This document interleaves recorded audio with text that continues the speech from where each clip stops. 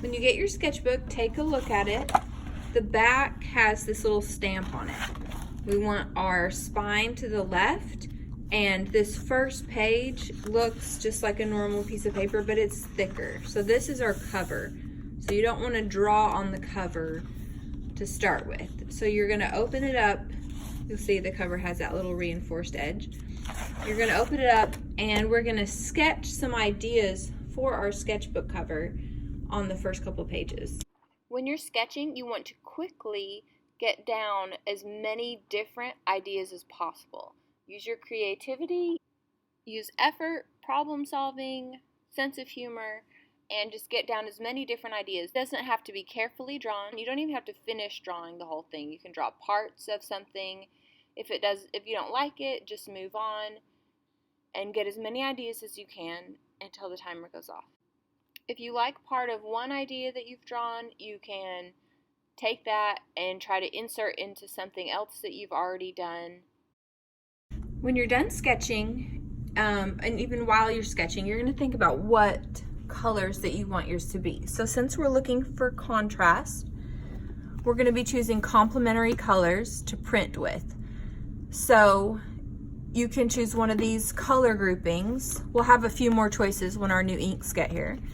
But you're going to choose a pair of complementary colors. Once you'll make 2 stamps. One you'll do with one color, one you'll do with another color. It can be small and big. So let's say, like, for example, I liked this circle design and I wanted the whole sketchbook to be circles. I could pick the smallest dot in the middle to be one color, maybe the yellow, and then I could pick the larger ring outside to be the purple. So those could be my 2 stamps. I'd be making one small dot and one larger ring, and that would be it. And then I could just repeat those all around my sketchbook. So if you want to print your inks in color, you're going to draw your name in a black Sharpie to get a good contrast. If you want to print in black and white, then you want to choose a colored Sharpie for your name, or you could choose a grouping like this with colors that are in the same color family, just different shades.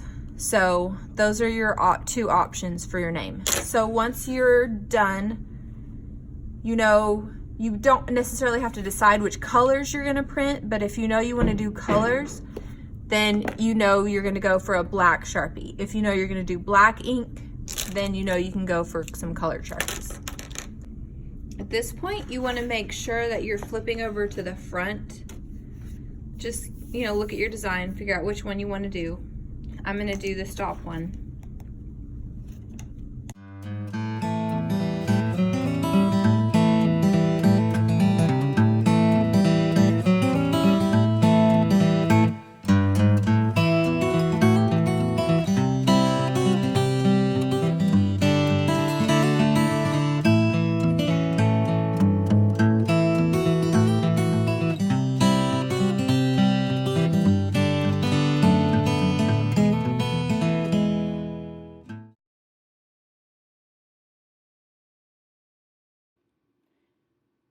Go ahead and look at the cardboard you have and choose the piece that will best fit your design. So I know I'm drawing a small star, so that can fit easily on the small one, and that'll waste less cardboard. So after I get that drawn on, which you can use a pencil or Sharpie, I'm going to go ahead and cut that out. Now that it's cut out, I'm going to look at the pieces that I have available to me and pick the one that it will best fit on with leaving the less waste. So I'm going to find the smallest one and glue that on. We're going to use a glue brush and use kind of a lot of glue for this. My guess is that it might be better to use ink on the cardboard side and glue on the printed side. So that's what I'm going to do. It might not really matter, but I'm going to glue so the cardboard side is face up. And then all this extra glue, since my design has these points, I'm going to make sure that those points get smeared down and that they hopefully will stay down really well. You want to keep an eye on it while it's drying. And then I'm going to cut off that little ridge, those ridges on the side of the box. And any other piece that's really sticking out like pretty far, you may end up wanting to cut that out as you're printing too. For my second stamp, I'm going to use this hole punch and make a small thin stamp that has dots. So then when you're ready to do your handles, and we'll just have to, if our tables get gluey, we're just going to have to wipe them off. I've got 2 handles here, and this is perfect because it already has a fold. And you're just going to take a piece of masking tape and tape it down. And you want your masking tape, like that's too long, so I'll have to trim that off.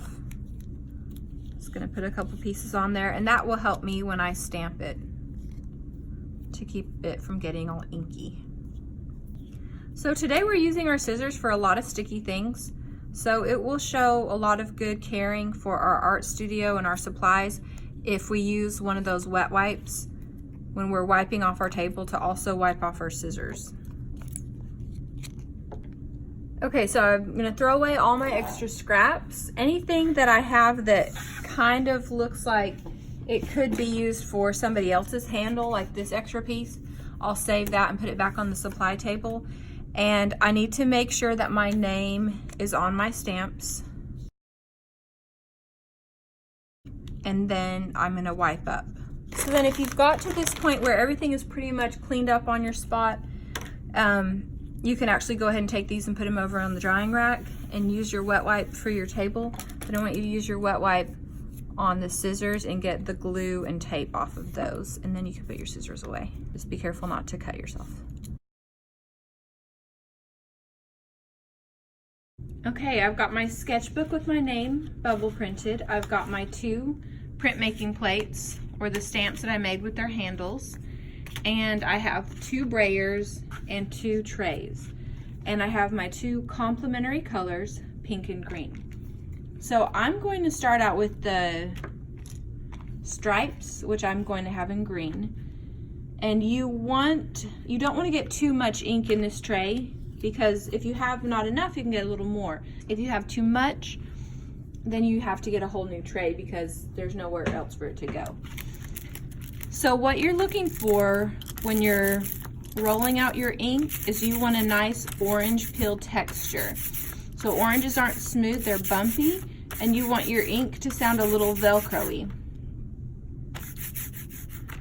So mine is a tiny bit, maybe a tiny bit too smooth, so I'm gonna add a little dot more of my printing ink.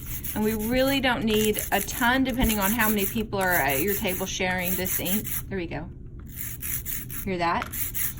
Okay, it's got a nice Velcro-y sound and a nice orange peel texture. So depending on your stamp, with mine, it's long and it's kind of big, so I'm just gonna roll it on.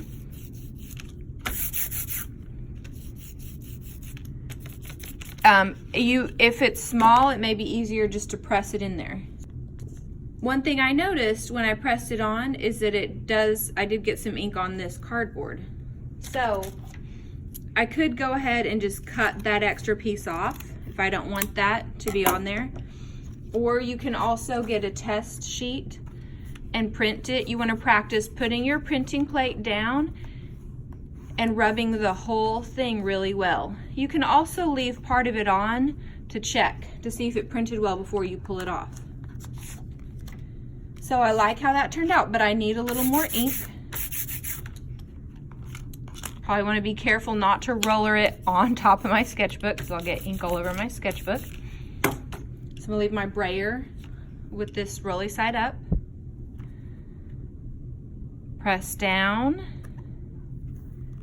Take a peek. And kind of the cool thing about printing with these little things is they're not going to be perfect. And that's kind of the fun of it. So I'm happy with that. And my ink is running low. So I'm going to add a tiny bit more ink. Depending on your class, I might not allow you guys to do that yourself, so you might have to ask for help on that. So I'm just going to keep printing on this until I have it the way I like it.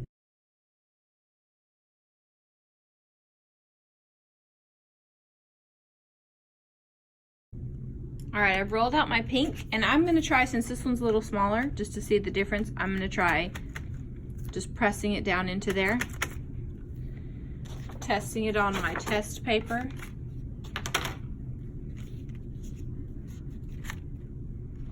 And there you see, I tested it and it got a little of this. That's cool if you're fine with that. If you're not fine with having some extra that wasn't on the stamp, just cut off whatever is getting ink on it.